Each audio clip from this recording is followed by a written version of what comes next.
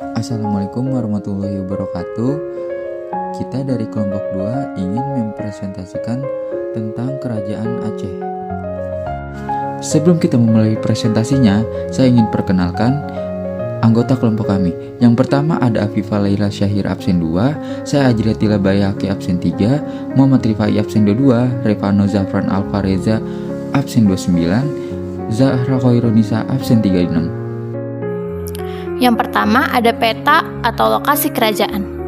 Kesultanan Aceh Darussalam pada masa pemerintahan Sultan Iskandar Muda tahun 1607 sampai 1636 berpusat di kota Kuta Raja yang kini dikenal sebagai Banda Aceh.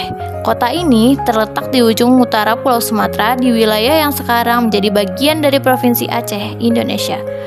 Lokasi geografisnya sangat strategis karena berada di tepi Selat Malaka, jalur pelayaran dan perdagangan penting yang menghubungkan Asia Timur dan India. Latar belakang berdirinya Kerajaan Aceh Darussalam berdiri pada abad ke-16, tepatnya sekitar tahun 1514. Munculnya kerajaan ini tidak lepas dari jatuhnya Kerajaan Samudra Pasai ke tangan Portugis pada tahun 1511. Sebagai bentuk perlawanan terhadap Portugis dan untuk melanjutkan kejayaan Islam di wilayah utara Sumatera, didirikanlah Kerajaan Aceh. Proses berdirinya setelah Samudra Pasai melemah karena serangan Portugis, para bangsawan dan tokoh Islam setempat mencari tempat baru untuk melanjutkan kekuasaan. Daerah Aceh besar menjadi pusat pertumbuhan kekuatan baru karena lokasinya strategis dan pelabuhannya ramai dikunjungi pedagang asing. Dari sinilah muncul kekuatan baru yang kemudian berkembang menjadi Kerajaan Aceh Darussalam. Pendiri Kerajaan Aceh Darussalam adalah Sultan Ali Muqayyad Shah. Ia mulai memerintah pada tahun 1514 dan secara resmi memproklamirkan berdirinya Kerajaan Aceh pada tahun 1515. Selanjutnya ada masa kejayaan dan rajanya. Kerajaan Aceh mencapai masa kejayaannya pada abad ke-17, khususnya saat pemerintahan Sultan Iskandar Muda tahun 1607 sampai 1636 Masehi. Bidang-bidang yang berkembang pesat pada masa kejayaan, yang pertama ada militer dan ekspansi wilayah, yaitu Aceh berhasil menguasai wilayah strategis seperti Pahang, Kedah, dan sebagian Sumatera. Selanjutnya, angkatan lautnya sangat kuat menjadi pesaing utama Portugis di Selat Malaka. Yang kedua ada ekonomi dan perdagangan, yaitu menjadi pusat perdagangan internasional terutama lada dan rempah-rempah. Selanjutnya banyak pedagang asing yang datang dari Arab, Persia, India, bahkan Eropa. Yang ketiga ada agama dan pendidikan, yaitu Islam berkembang pesat, banyak ulama besar dari Timur Tengah datang ke Aceh. Selanjutnya didirikannya lembaga pendidikan Islam seperti Daya atau pesantren. Ulama besar seperti Syamsuddin As-Sumatrani dan Nuruddin Ar-Raniri berperan penting. Yang keempat ada budaya dan sastra, yaitu berkembangnya karya sastra Islam seperti hikayat, syair, dan puisi sufi. Selanjutnya bahasa Melayu diperkaya dengan kosakata Arab dan menjadi bahasa ilmu pengetahuan. Selanjutnya itu ada kehidupan sosial. Masyarakat terbagi dalam beberapa lapisan sosial, dengan sultan berada di puncak sebagai pemimpin tertinggi. Di bawahnya ada bangsawan, ulama dan pejabat istana, lalu rakyat biasa seperti petani, pedagang, dan nelayan. Ulama punya peran penting dalam kehidupan sosial dan keagamaan, serta berperan besar dalam pemerintahan dan pendidikan. Islam sangat kuat pengaruhnya dan hukum syariah diterapkan dalam kehidupan sehari-hari.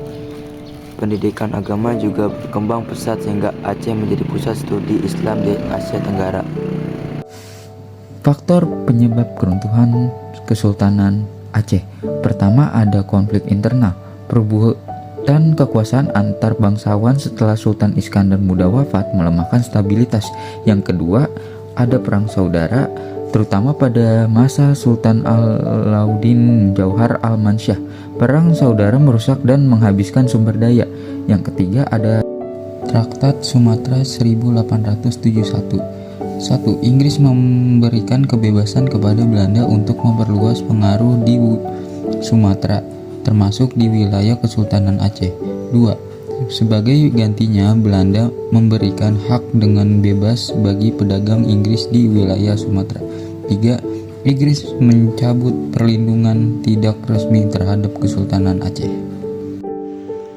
Peninggalan hasil budaya. Yang pertama ada Masjid Raya Baitur Rahman yang menjadi pusat peradaban dan pendidikan Islam di Nusantara. Yang kedua Benteng Indrapatra, yaitu saksi bisu perjuangan Aceh melawan Portugis. Yang ketiga Taman Sari Gunungan, dibuat untuk permaisuri Sultan. Yang keempat Meriam Kesultanan Aceh, menyimpan jejak sejarah dan kekuasaan Kerajaan Aceh. Yang kelima uang emas Kerajaan Aceh, menunjukkan kemakmuran ekonomi dan peran penting Aceh dalam perdagangan regional. Yang keenam makam Sultan Iskandar Muda, yaitu tempat pemakaman salah satu raja paling berpengaruh dalam sejarah Aceh. Selanjutnya Hikayat Aceh, cerita rakyat yang menyimpan nilai-nilai budaya dan sejarah Aceh.